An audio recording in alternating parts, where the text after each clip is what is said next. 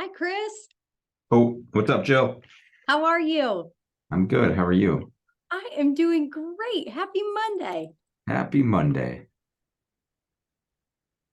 The sun's shining. We can't complain. No.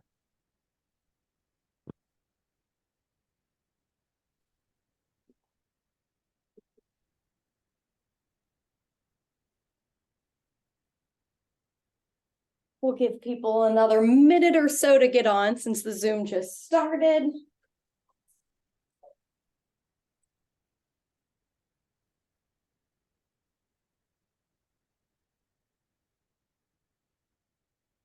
Oh, how was your weekend, Jill? It was great. We got our Christmas trees, 3 of them set up, so that's good. Awesome. Yes, we host Thanksgiving, and the goal, Brian's birthday is actually on Thanksgiving this year. The goal is to always be like set up prior to Thanksgiving. So we're getting there. Good. Did you do anything fun? Did we do anything fun? Yeah, we had a busy weekend. Hung out with some friends Friday, hung out with some family Saturday. Lots of running around, doing stuff with the kids. Yep. So it was fun. They tend to direct our weekends, don't they? They sure do. They sure do. I love them. Well, I'll have to tell you, Chris, I feel like this is such a timely power up, and I'm so glad we're doing it just because, it's so easy in this market. Many people's businesses are down, and that's okay. And some are up, and that's good. But mindset, I think the power behind it is everything in this business. And if you can get your mind right, that's 80% of the battle. So we 100%. appreciate you being here and being able to talk into that for us. Yeah. I'm just saying to KW Elevate, thank you. Oh, yes. So is this some of your new digs? This is it's still a work in progress and we're getting I there. love it. I Um, need to pop up there and see it. yeah, please do. So, since we're on the topic of mindset, um, one of the reasons I did Tommy Boy behind us, so hopefully you guys are all familiar with that, who's on the call, is to remind myself just to have fun and not take life too seriously. Mm-hmm. And when I look at that, it's a good reminder of all that. I was debating on putting all kinds of like positive quotes or something powerful behind there, and I'm like, as much as I love that stuff, I think it's important to still have fun and not take everything too serious. So, I agree 100%. so I know you might have some questions or want to dive in. So before we do that, there's a poem I want to read that kind of can maybe lead us into the mindset conversation. So I'm going to read this. I'll read it twice because sometimes it takes 2 times to really let it set in and think about it. And So I'll just start. So here it is. In joy, he is not overjoyed. In sorrow, he is not oversorrowed. And lets goodness comes when it will, and when it will depart. And lets darkness come when it will, and when it will depart. He is a stranger, a journeyer in the midst of the quality of nature. Just as all the rivers and the streams of the earth pour into the ocean, but leave the ocean as it is found, never overflowing its bounds. The yogi, the whole world pours into the portal of his senses and leaves it as it has found him, untouched. This is the state of equanimity. It's a lot. I can read it again and and feel free to come off Zoom too. Like, what does that mean to some of you? Or what do you interpret that? How do you interpret that? And if you want me to read it again, I will. Something I took from that is, and maybe I will have you read it again, but first time through, something I took away was it all ends up being okay.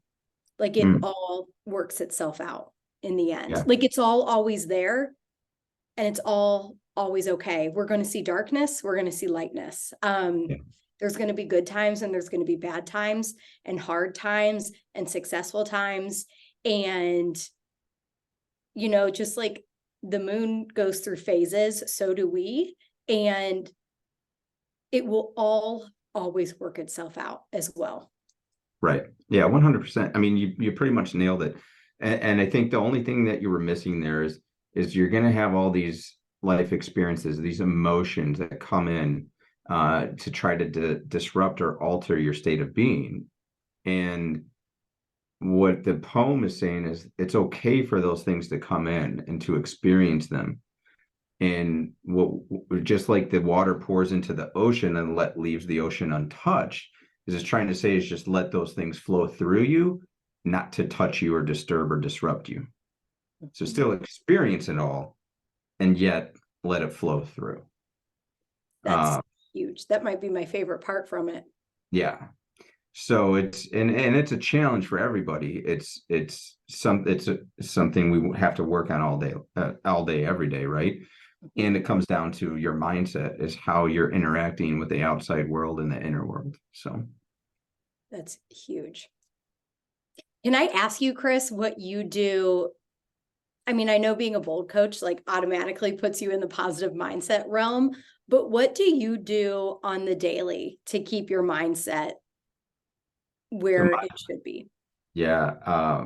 And again, all this is a work in progress. I don't want to sit here and say I'm doing all this stuff at a high level or perfectly. And I went on this mindset journey a couple of years back, and meditation has been the one thing that's really helped ground me for every single day. And there's some days I don't do it every single day, and I know when I haven't done it because I feel off. And like right now I'm in one of those like patterns where I haven't been doing it consistently. So it's like I know I need to get back on track with it. And yet when I am meditating every single day, like what that does for your mindset, and just like I said, keeping you grounded and releasing a lot of any of the stress that's happening on a day to day, is just, it's magical. So if any of you have done meditation or haven't, I would highly, highly encourage it. I got certified in transcendental meditation about 3 years ago, and that was just life altering. So that's awesome. And yeah. I would also tell, because I'm sure I'm not alone here in the real estate world, if you're in sales, you probably have more of like an ADHD mindset. I like legit do. And I'd always be like, I can't meditate. Like my mind is just too busy. I don't know how to do it. And I had a meditation coach tell me one time, like, Jill, you can be sitting in the car and what do I smell? What do I see? Like just quieting your mind and asking those simple questions, like that is meditating in itself. Yeah. So it doesn't have to be, pure silence for 10 minutes and your eyes closed and a thought can't come in. Thoughts will always come in. It's being able to just set that aside for a second and go back to what you're focusing on. So my biggest aha is, well, there's a ton of different types of meditation and ways to do it, and yet they're all very similar. So the one misconception is that we're not supposed to have thoughts running through our head during meditation, when in actuality, that's exactly what you're supposed to be doing. You're supposed to let those thoughts come through, because that's actually stress releasing itself through your mind. Now, we sometimes, when we're in meditation, we go down a rabbit hole with those thoughts and then realize that we're like way off in la la land. So we always need something to ground us and pull us back, whether that's our breath, whether that's a mantra, whether that's just counting. I mean, it can be anything. And once you kind of are able to build that awareness when you are off track, to pull yourself back, that's when you start having more success with it, and you can get deeper into it. But thoughts are okay. Like that's what's supposed to happen. That just means you have a lot going on and it's all trying to release itself. Even you saying that's okay and that's supposed to happen makes me feel like, okay, I am normal. Yeah. So now let's talk about, since we're having a conversation around mindset, maybe some limiting beliefs, I would call it, in this market. And let me like throw a few situations at you and how can we shift our mind in that circumstance? Yeah. One of them is, I'm hearing from so many people, like, I'm doing the activities I'm supposed to do, and I'm still not seeing results right now. Tell me how we can shift our mindset in that situation. Well, first and foremost, there's two things we can control, right? Mhm. Mindset and action. So aside from that, we have no control over the market. We have no control over buyers or sellers, co-brokes, or anything else that's happening right now, right? So we can control our mindset and action. If an agent came to me and said, I'm doing all the activities and yet I'm not seeing results, then I would ask, well, let's dive into those activities. Are you tracking your numbers? How many conversations are you having? Who are you having those conversations with? To really get a better understanding if the activities you are doing are purposeful enough to get the results that you want. So Mhm. that's where I would start, is asking those questions. Um, and just know that this market is a little different. So it might take, instead of 30 contacts to set an appointment, it may take 50 to 60 contacts to set an appointment. Mhm. So if you're doing lead generation, which we all should be doing, you will see results if the right activities are being done Yes. I've consistent. heard, I think in a bold room, action breeds reaction. Right. Is that what the saying is? Um, Action, no. It's close. And I can't think of what it actually is, Or though. action breeds activity, or action breeds. And the point behind it, whatever it is even if you don't get immediate results, like maybe I have a goal of, I'm going to connect to 5 co-broke agents today, and any I did talk to were like, screw you, and hang up the phone. The point of that saying is, even doing the activities will, oh, maybe activities breed results. That might be Yes. it. Um, Yes. but just keeping your head down, like, go for no, because you just, the more people you talk to, you will get there. Yeah. Yeah. Yeah. Yeah. 100. Yeah. Couldn't agree with you more. And I think we try to do too much sometimes, where like you're going from 0 to 100 in a week, and that really discourages people, and even myself. Like, if you're doing 0 lead generation and then you're like, okay, I'm going to talk to 100 people this week, and you talk to 40, well, hey, give yourself a pat on the back, because that's Yes. progress, and it's progress over perfection. It's not, let's go out and hit 100 contacts for contact's sake. It's hitting 100 contacts for contracts, right? So we want to make sure we're being purposeful behind the people we're actually talking to. And if you didn't make any calls or contacts last week, and then you did even 20 this week, that's progress. And you're going to start seeing results if you consistently do that. I agree. I think people will hear, oh, so and so, like, they lead gen and reach out to 30 people a day or 100 a week. That's a lot. And think Yeah. about it, like, look at where your business is right now. If you're not doing any lead gen, which it's okay, you're not alone. There's probably a lot of agents who aren't doing a ton of lead gen. If you're not, start at square one. Like, if it's 0, 1 a day, and then next week double it to 2 a day, and then the next week 3 a day. And I also think too, I actually just spoke to an agent about this a little earlier today, and I would encourage you, if you're on the phone and thinking like, I'm doing all the activities and that I'm supposed to do and it's not breeding results, Yeah.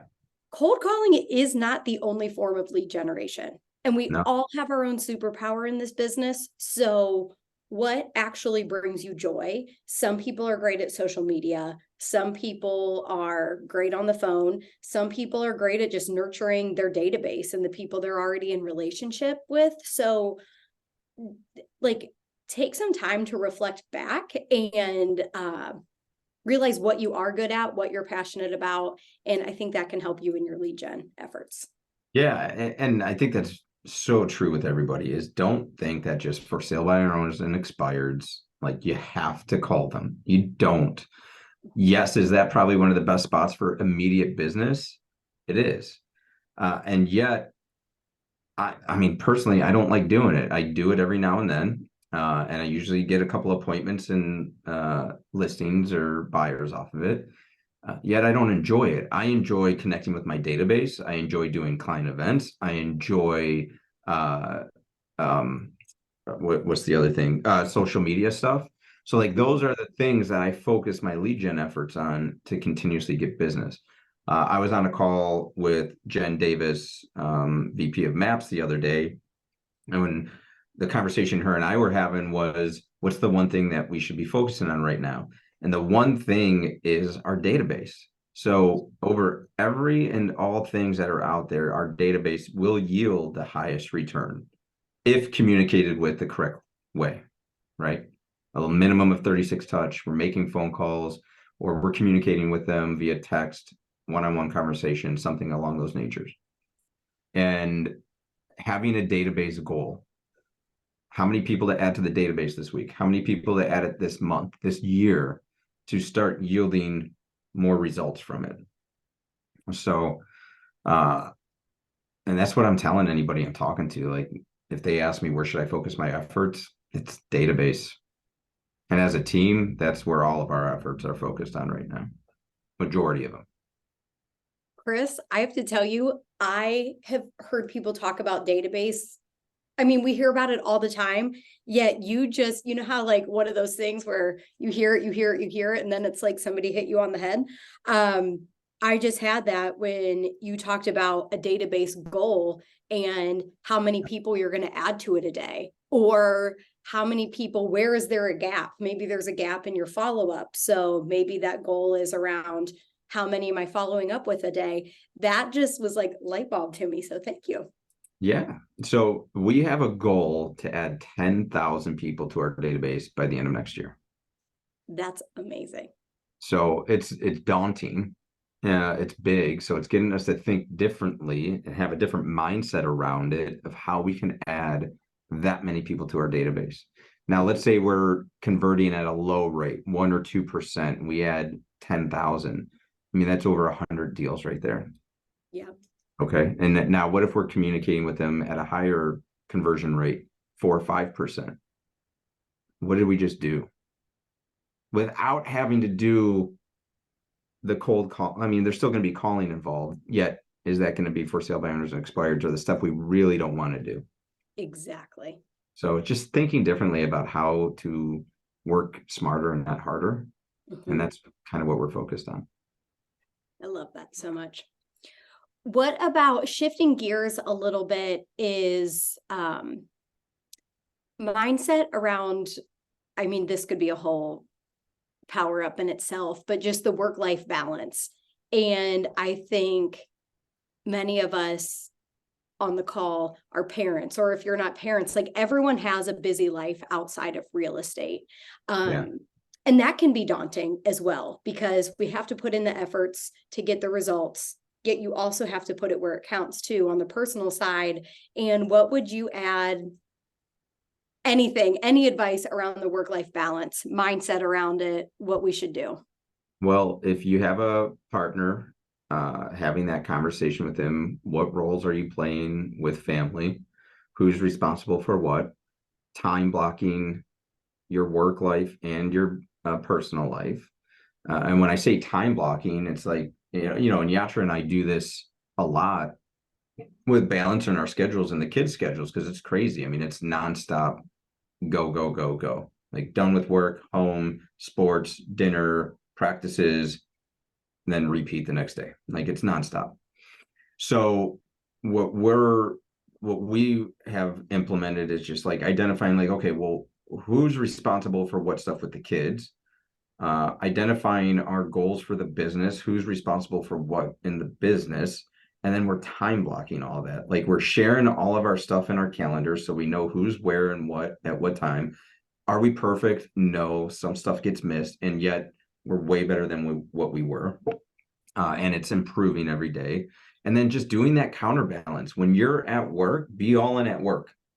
If you're time blocking for lead generation for 2 hours, be all in. Tell everybody what you're doing, communicate it with family, people in the office, whatever the case may be, wherever you're doing that, and be all in with it. And then when you're at home and you're on kid duty or you're with your spouse or whatever the case may be, you're all in on that and you don't have the other distractions.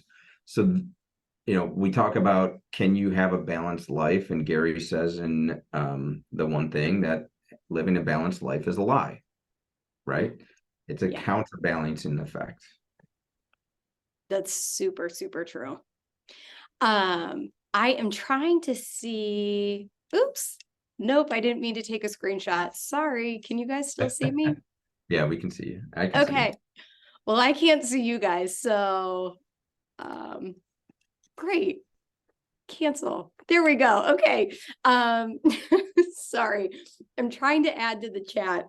We actually just did this at our advance on Friday with the leadership team of all 3 market centers. And then I've done it a few years ago with my MAPS coach, and it is something I did with my husband, Brian, that was game changing. And it's called, I don't know if you know it from MAPS, but it's like your 10-year plan. Mm-hmm. And it asks you all these questions about, how old are you? Who are you living with? Who, like essentially just like things we don't even think about. And Right. I will tell you, I actually, even though I've already done this with Brian, I came home on Friday and I started crying again, like, oh my gosh, in 10 years. It was such an eye opener for me because I feel like I run around like a chicken with my head cut off at times. And it made me realize in 10 years, our 3 children, we might be down to 1 in the house because our oldest 2 are going to be in college. Like that 10 years is not that long. And I think prioritizing what was helpful about that exercise is personal, like being in line with your personal life, I think can help really fuel business. And yeah, absolutely. It does. And being able to, it's funny, oftentimes I grew up, like I wasn't super money driven. I grew up very middle, not, we weren't starving and we also didn't have any of the finer things. And you grow up in this comfortability and almost in a way you feel bad to make money or you're not worthy of it, or you don't need that much, et cetera, et cetera. And sometimes aligning with these personal goals and what you can do and the life you can give your kids or what you can give back, or like that really starts to motivate what's important to you and what your why is, and understanding that I think really floods into your business. I love that. And what I'm realizing right now is there's so many different things we could talk about with mindset. And playing off of what you just talked about is we just did this exercise at the goal setting retreat where we had to write our someday goals, whether that was 10 years, 15 years, 20 years from now, and really be specific about everything that happened, how old your kids are, where they're at in life, where you're at in life, what have you achieved, what do you have, what have you been earning, what do the last 10, 15 years look like? And when you really put thought into that and get specific behind it, it starts putting things in perspective for where you're at now. And it's like, okay, well, you start working backwards. One of the other things we did after that is we did our core values. Yes. And we discovered what each of our core values were before we even wrote out our 1 and 5 year goals, to make sure that what our goals were are in alignment with our core values. Because now it makes it easier to say yes and no to things. Well, it's like, okay, well, that's not in alignment with my core values or our core values. So should it even be on there? And I actually have to go back. There's one that I don't know if it's a value. I just don't know if it's a core value that I got to go back and play around with. So, and of course I can't find this tenure. So let me ask you this. Could you give anybody, I want to say Jay Shetty has, like, if you Google Jay Shetty core values, or maybe if the One Thing has them as one of like the free tools or resources on their website, would you have any recommendations of where people can go to find core value thought-provoking to at least figure it out? I'm sure you can find it or Google a list of core values on Google. I think these are 10 or 15 bucks if you wanted the disc, because this is kind of cool having the cards and then actually laying them out and categorizing them and then narrowing it down. It's a fun activity. So if anybody wants to come up and use them, I don't have a problem with that. I'll be up in 5. So yeah, I would just and have that conversation if it's there's somebody else in the household, even with your kids. It's a fun activity to get them understanding what their core values are. And overall, this all helps with mindset and mind shift of how we're making decisions, because every day, whether we think we are or aren't, we're making decisions. If we choose not to make a decision, that's a decision. So when this is clear, the core values, the decisions become easier. 100%. I heard one of Shonda Rhimes' speeches one time, and if you don't know who Shonda Rhimes is, she's like, name the amazing show, whether it's Grey's Anatomy or what else has she done? Scandal. I mean, all of the good like ABC shows are Shonda Rhimes. Yeah. And she did a commencement speech and she said, people ask me all the time, how do I do it all? And the answer is I don't. When you see me winning an Emmy, I probably missed my son's Halloween party. Or when you see me at my kid's production, my numbers might be down, or I might be behind on what I'm writing, etc. And I think that floods into core values. Like either one is okay. And we have, again, kind of that poem in the beginning, we all have phases of what phase we're in life. Yeah.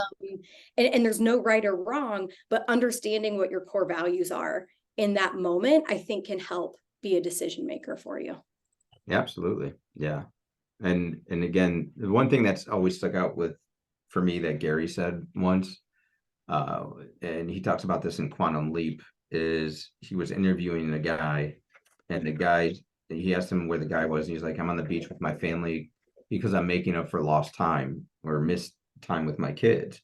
And Gary's like, well, you can't make up time you've missed. That's done. That's gone. If you weren't at the birthday party, you're not in the photo, If you weren't at the baseball game, you weren't at the baseball game. You can't make up for that.